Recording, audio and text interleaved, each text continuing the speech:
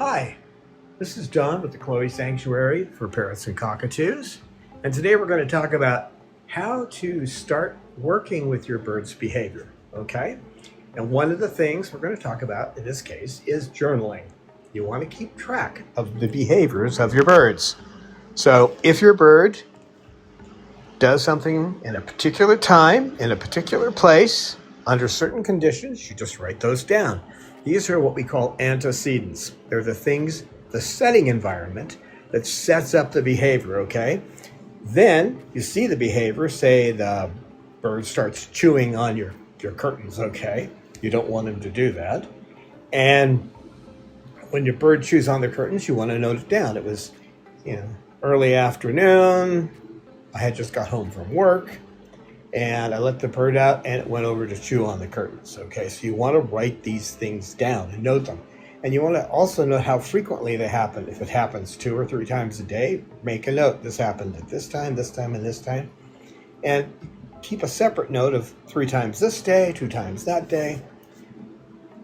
And what this will do is it'll start to give you a vision of what the bird wants. A good example too, your bird starts screaming, okay? You've got a bird that's rah, rah, rah, screaming, and you walk over and start yelling at the bird. Not something I'd suggest you do, but that's what you do, right? So you write this down. Bird was screaming at such and such a time in the living room.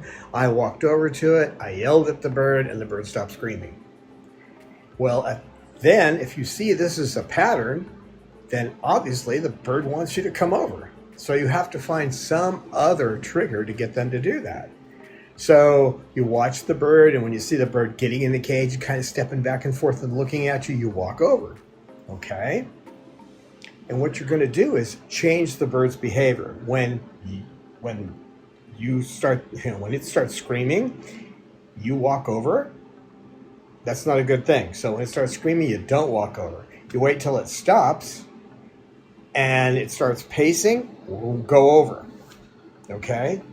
Then if you can catch them making a certain sound and go over at that time while ignoring the other behavior, you've got to do both, okay? You can't just ignore it, it doesn't work.